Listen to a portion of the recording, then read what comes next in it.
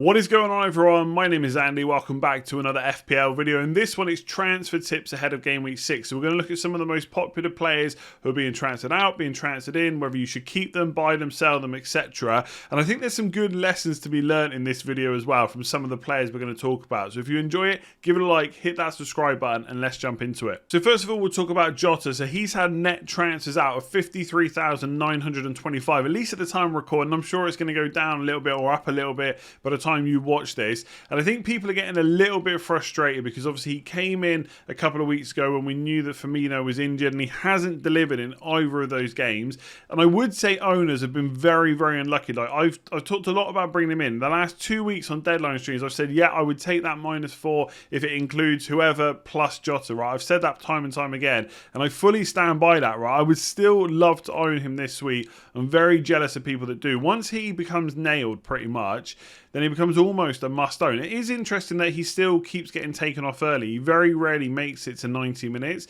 which is something we have to look at because a lot of us, like I do for sure, I mean, these aren't per 90 stats on the screen, but a lot of the times we look at Jota's per 90 stats and we see they're very similar to Salah, but one, he doesn't necessarily start, and even when he doesn't necessarily make it to 90 minutes, whereas Salah does that more often. So you've got to kind of knock a little bit off of his stats, but I still think he'll be fine for Brentford. Now, we know that Firmino is back training. There are midweek matches this week for cup games as well. So I think if Jota doesn't start in that cup game, then to me that would say that he's probably going to start against Brentford. If Jota does start in the cup game and Firmino comes on and gets some minutes, then maybe it gets a little bit trickier because you think that Klopp would want Firmino for Man City and not necessarily going to play Jota for that game.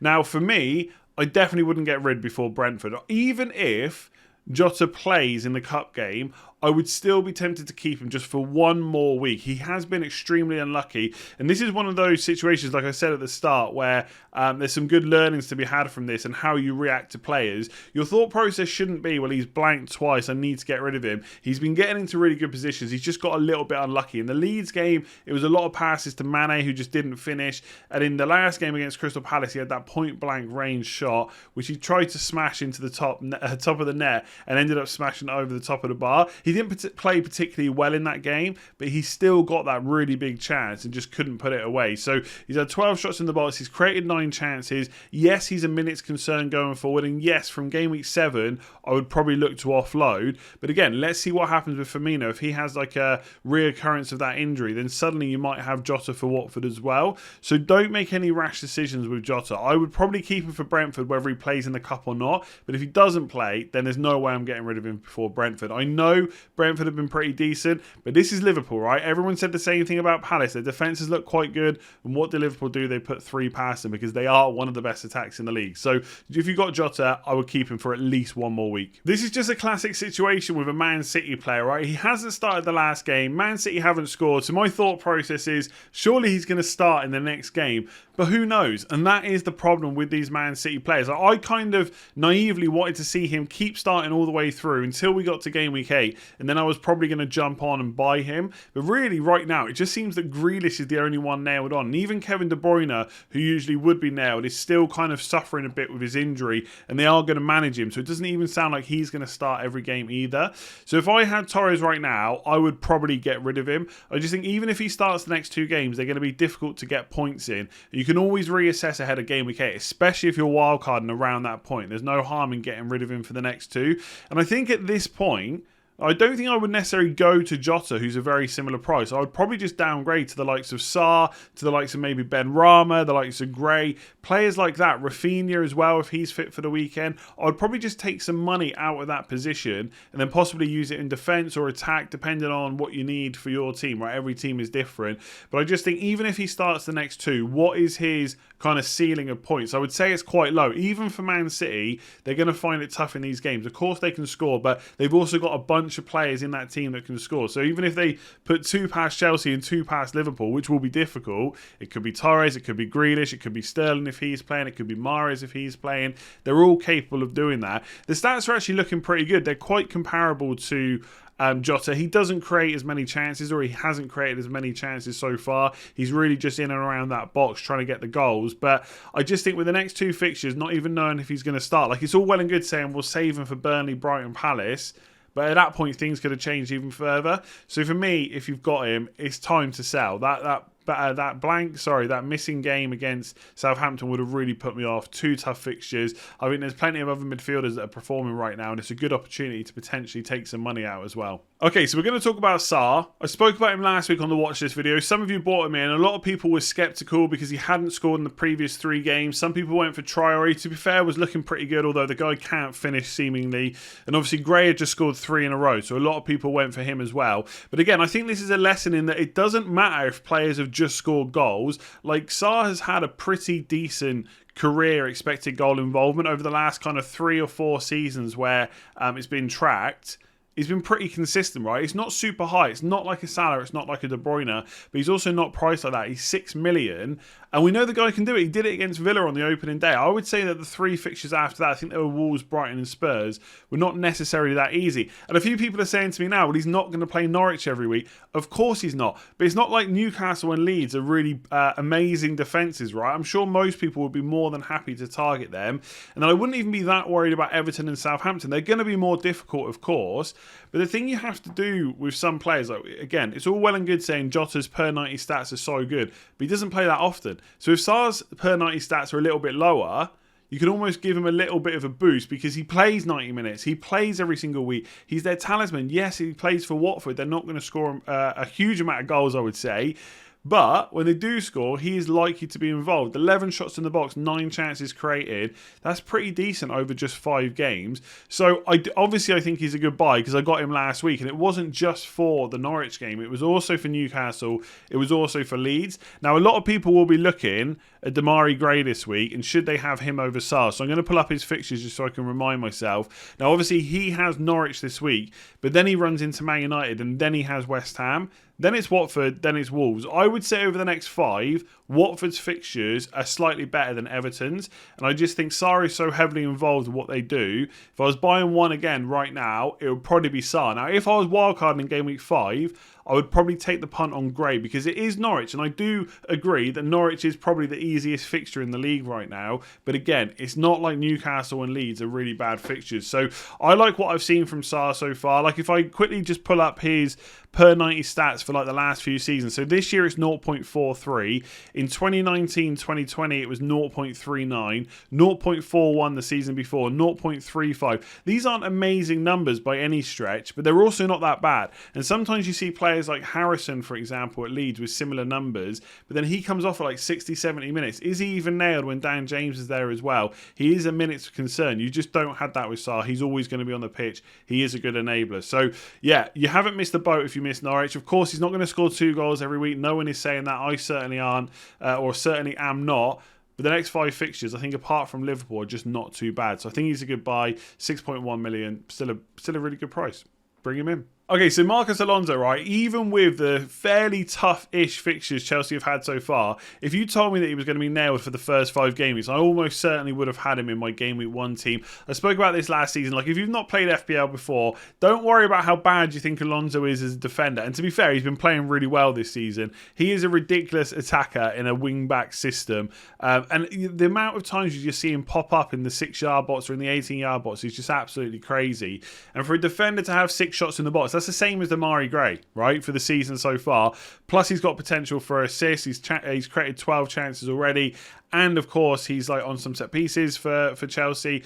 And they get a lot of clean sheets. So he looks really good. 129,000 transfers in. He's actually already owned by 17% as well. So it's not like people are kind of just forgetting about him. They have brought him in, and he is quite highly owned. Now, the issue is obviously Chilwell, right? When is he going to come back? And basically that's what's put us all off, right? And even now I'm thinking, well, I don't want to buy him because it's Man City. And what if Chilwell comes back? What if Chilwell plays here? But we just don't know. And I do wonder, like I've said before, I think double Chelsea defence for that run from Game Week 7 could be decent. I think Rudiger has to be one of those players because he's the cheapest nailed-on player in that team. But then if you're going to go for one as well, and you don't want to pay for Azpilicueta, then Reece James is, of course, an option. He probably is still the one that I would go for because I feel like he'll get more minutes from like now until whenever over Chilwell and Alonso. But I just think if there's any chance that Alonso keeps playing, like, let's say, I don't know, there's 5 games from Game Week 7 to 11. What if he started 3 or maybe even 4 of them? Like, that would be amazing because they're going to get a lot of clean sheets in this run, and he is just so attacking. I looked into what's kind of happening with Chilwell. Tuchel said he came from a Champions League win and from 90 minutes, a really strong performance. Obviously, they did well. They won the Champions League, and he had a good end of the season in general, and he was playing more often than Alonso. And then he said then it was individually for him a tough Euros because he thought he could have played but then didn't. Like, Chilwell didn't play a single minute in the Euros. I think that for one of the games, I think him and Mount had to miss out because of being in close contact with someone due to COVID. And then Tuchel went on to say, I know it was difficult for him because you feel he did everything to push the team. You feel part of the team, but you don't feel it really if you don't sweat it out sometimes on the pitch. I'm not really sure what that means. And you never wear the shirt, and if you've never really involved, it's a strange feeling. So it sounds like maybe Chilwell's just having a bit of a tough time, and hopefully he's fine, and hopefully he comes back and does really well for Chelsea. But there's no knowing when that's going to be, when he's regularly going to play. And the thing is with Alonso, sometimes he plays and you just think, Christ, you need to get him out of the team. He's just not very good, like defensively wise. I'm not talking about FPL, and you hear that from Chelsea fans, but he has just played really well. And maybe this is just kind of the kick he needed to say, right, this is my moment to show Tuchel that I can play as well as Chilwell. And we know that between the two of them as an attacker, Alonso probably is slightly better, I would say. So I've got to end up with an opinion here about whether I would bring him in. I don't know. If I see him play against Man City and Chilwell's not really involved in any other games like Europe and cup games and stuff like that, then I think from game week 7 I find it difficult not to have Alonso. If I still see Chilwell start and he plays well, he doesn't look rusty, then maybe I'll just not do it. But from game week 7, if there's a chance that Alonso's going to play, I'd find it hard not to own him. Danny Ings still owned by 21% of all players, 92,000 transfers out, and I think he's been pretty poor so far, really, in the grand scheme of things. I don't know, like, I'm sure Villa fans are happy with him. He's still got some assists, he's had some goals as well, but 6 shots in the box, 2 chances created, that's really low. Right, and they have had some good fixtures at the start of the season. His expected goal involvement is less than 0.75 for both, goals and assists, right? That's combined. He's still got 5.2 points per match as well. And I know everyone will say to me, he's clinical, he just needs one chance, he'll score. I get that. But 6 shots in the box over 5 games for Danny Ings is pretty low, I would say. Now he's running into Man United, Spurs. Like, realistically, over the next 5 weeks, Wolves at home is probably the best fixture.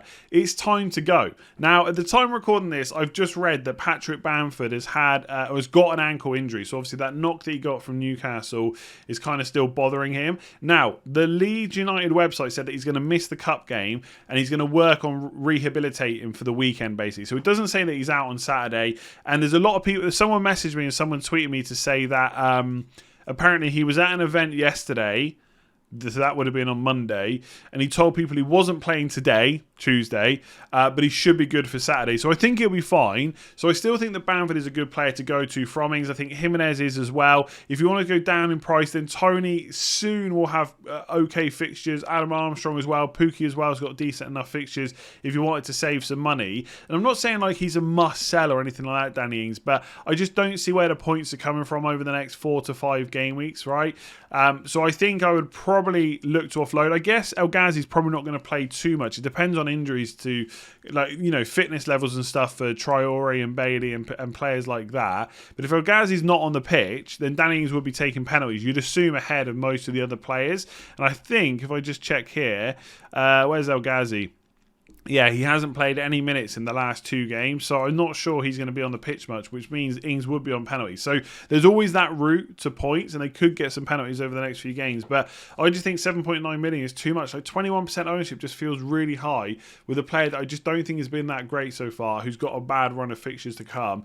There's just plenty of better options. If Bamford's fit, for me, he's the one. There we go. Let me know what you think about these players. Should we be keeping them, buying them, selling them? What do you think about Alonso? Is anyone going to put him in their team ahead of Man City? Are you worried about his place in that team? Will Chilwell come back? I'm not quite sure what to make of it, but I am very tempted because he is so good. Like, if you watch that Spurs game, he could have got a few more attacking returns. Like popping up in the 6-yard box, it's absolutely crazy, right? So let me know below. Give it a like if you enjoyed it and hit that subscribe button if you're new around here. Big shout out to everyone that's signed up for Patreon so far. Thank you very much for all your support over there. If you want to check it out, see what's on offer, there is a link in the description below as well. Otherwise, I'm going to leave it there. I'm going to be back tomorrow with a team selection video, so I will see you then. I'm going to talk about what I might do with Patrick Bamford if he's out, but I don't think he will be. I think he'll be fine for Saturday. In fact, I've got like 3-4 players flagged now. All 3 of my Leeds players are flagged, but we'll talk about that tomorrow. So give a like on this one, hit subscribe, and I'll see you then.